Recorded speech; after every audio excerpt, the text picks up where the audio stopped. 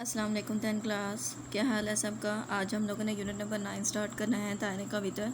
Unit number 9 जो सा है 10 class as a board point of view most important unit है।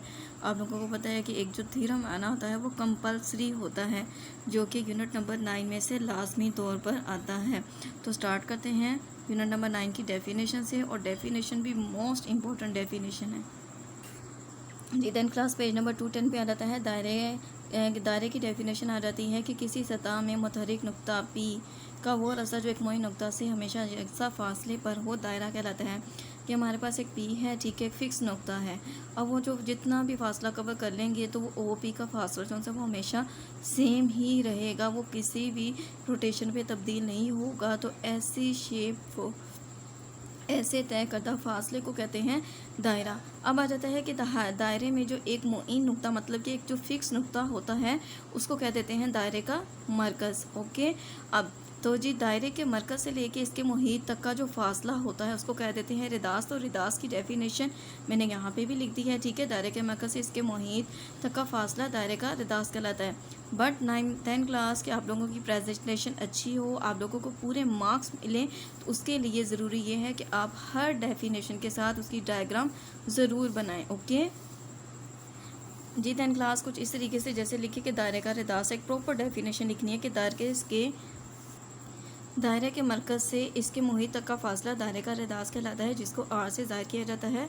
ओके, ओ पी यहाँ पे रिदास, और इस तरीके से हम लोगों ने एरो से शो कर दिया, दायरा बनाया और शो कर दिया कि ये इसका रिदास है। नेक्स्ट आ जाता है कि दायरे का कुतर क्या है। दायरे का कुतर क्या होता है कि वो मरकज़ से गुजरने वाले दो रिदास मिलकर दायरे का कुतर बनाते हैं, ठीक है। तो हमारे पास आ जाता है एक ऐसा किता ख़त दायरे के मरकज़ से गुजरता हुआ मुहीत के दो निकात को मिलाए दायरे का कुतर कहलाता है। अब ये हम लोगों ने बता दिया कि ओ भी दायरे का कुतर है। इसको शो किससे किया जाता है, इसको डी से, दायरे के कुतर को डी से शो किया जाता है, जो कि दो रिदासों के बराबर होता है, ठीक है। ये भी आर और ये भी आर, इनको ऐड कर लें तो हमारे पास आ जाता है 2r। अब नेक्स्ट हमारे पास आ जाता है जी दायरे का वितर क्या है।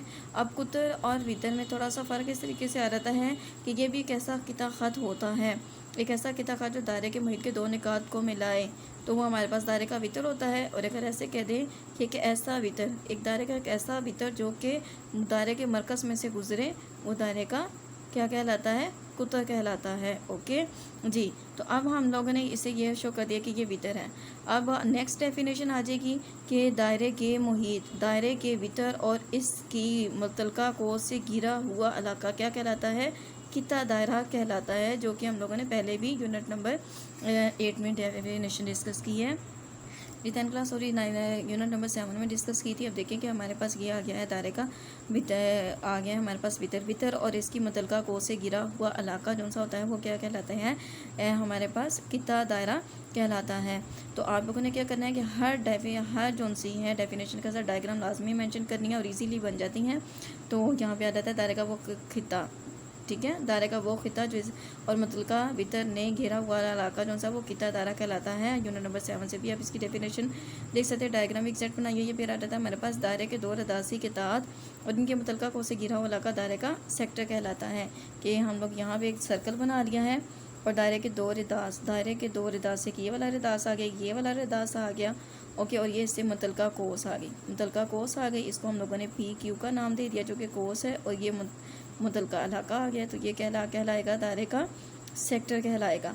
अब जब ये वितर होता है ना, तो ये दायरे को दो हिस्सों में तकसीम कर जाता है। एक बड़ी कोस से घिरा हुआ इलाका, बड़ी कोस हम कह सकते हैं कि एक कोस ए डी बी मुतलका कोस, और इसे घिरा हुआ जो इलाका है वो क्या कहलाएगा, किता कबीरा। और ये हमारे पास छोटी कोस आ जाती है ए सी बी, और इससे मुतलका घिरा हुआ इलाका क्या कहलाएगा, किता सगीरा। ओके, दो दायरे के रदासों का एक जोड़ा रिश्ते दायरे के दो सेक्टरों में तकसीम करता है।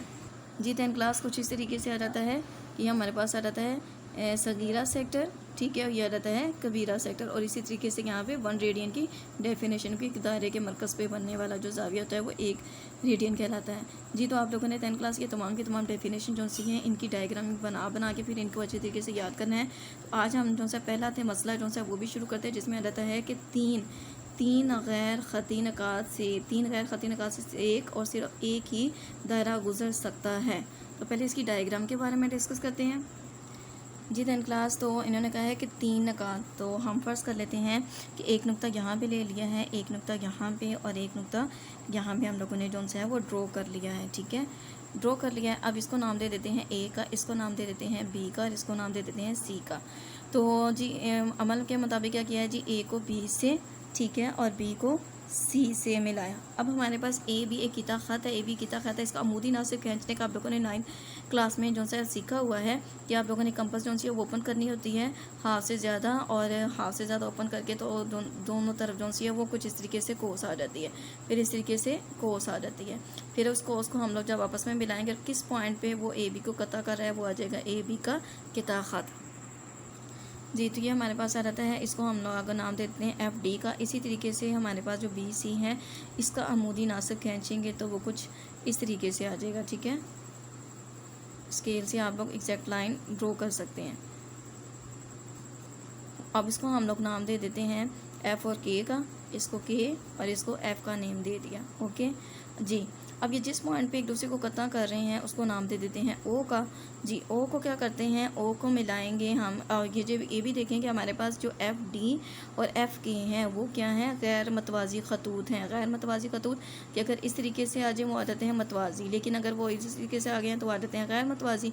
एक दूसरे को नुक्ता ओ पे कता करें, नुक्ता ओ को ए से, बी से, ठीक है, डॉटेड लाइन से और सी से मिलाएं। ये सारा काम किस में होगा, ये सारा काम अमल में होगा जी। 9th 10 class. अब आप लोगों ने 9th क्लास में यूनिट नंबर 12 का जो थ्योरम नंबर 1 था कि एक किता ख़त, अगर एक किता ख़त लिया जाए, ठीक है, एक किता ख़त ड्रॉ किया जाए, इसका अमूदी नासिब, इसके अमूदी नासिब सॉरी जी, किता ख़त हम लोगों ने ले लिया है ए और बी, ठीक है। इसके अमूदी नासिब पे कोई भी एक नुक्ता ले लें तो वो इसके सिरों से क्या होता है, मसावी फासला होता है। हम कह सकते हैं कि ओ ए जो सा वो मतमासल है ओ बी के, और इसको नाम दे दिया पी का। तो इस लिहाज से इस डेफिनेशन के मुताबिक, तो थ्योरम नंबर 1 के मुताबिक हमारे पास ये हो रहा है कि एक किता ख़त के अमूदी नासिब लिया, अमूदी नासिब एक नुक्ता जो सा ओ है जो उसके इसके सिरों से मसावी फासला, तो हम कह सकते हैं ओ ए बराबर है ओ बी के। इसी तरीके से बी सी के बारे में बता सकते हैं ओ बी बराबर है ओ सी के।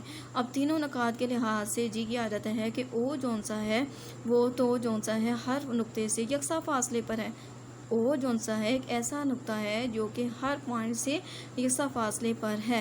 तो इसके लिहाज से बता सकते हैं कि ओ जो सा एक मरकज़ी नुक्ता है, ओ मरकज़ी नुक्ता है, और ओ ए या ओ बी या ओ सी क्या है, रदास है। और रदास तो यहाँ पे कंपास के साथ क्या करेंगे कि सर्कल जो सा है वो गुजार सकते हैं कुछ 10 क्लास इस तरीके से।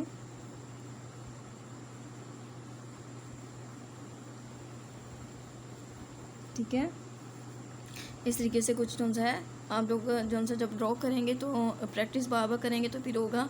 मैं भी हम लोगों को रफली काम कर रही हूँ, ये प्रैक्टिस बार बार प्रैक्टिस करेंगे तो फिर आपसे और कंपास के ज़रिए भी आप लोग ड्रॉ कर सकते हैं। तो ये हम इजीली बता देंगे कि जो हमारे पास ओ है वो मरकज़ है, ओ ए जो सा है उसका रदास है। तो ये हमारे पास एक दायरा जो सा वो खींचा जा रहा है, तो इससे वाज़ह हो जाएगा कि मसवी में कोई भी 3 गैर हम नकात ले लें तो उसमें से सिर्फ़ और सिर्फ एक दायरा खींचा जा सकता है जी। 10 क्लास हो हमारे पास मसला नंबर यही वाला 3 गैर ख़ती नकात में से सिर्फ एक और एक ही दायरा गुजर सकता है। ठीक है, तो यहाँ पे हमारे पास ए बी और सी नकात था।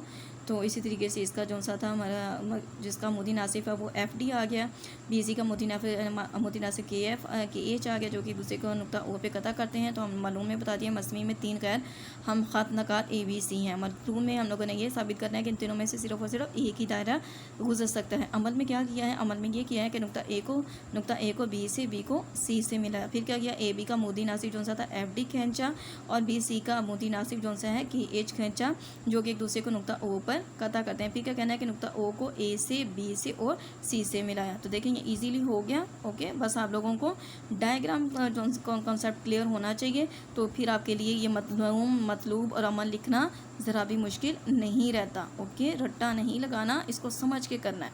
अब आ जाते हैं हम बयानात और दलाइल की तरफ। तो देखिए अभी हम लोगों ने जो बात की थी कि ए बी क्या अमूदी नासिब एक नुक्ता ओ वाक़या है, तो इसका मतलब कि ये इसके सिरों से मसावी फासला होगा, मतलब कि ओ ए बराबर होगा ओ बी का। तो यहाँ पे सेम वही वाली बात लिखी है, अमूदी नासिब डी एफ पर हर नुक्ता जो सा है ए और बी से यकसा फासले पर होगा। ठीक है, डी एफ ए बी का अमूदी नासिब भी बता दिया, तो यहाँ पे बता दिया है कि जी ओ ए बराबर है ओ बी के। सिमिलरली हम एच के बारे में बताएंगे कि एच के अमूदी नासिब पे, ठीक है, एच के अमूदी नासिब, या ये भी कह सकते हैं कि बी सी के अमूदी नासिब से या नुक्ता के सिरों से बी में मुसावी फासला होगा, तो कह सकते हैं कि ओ ए बी बराबर है ओ सी के।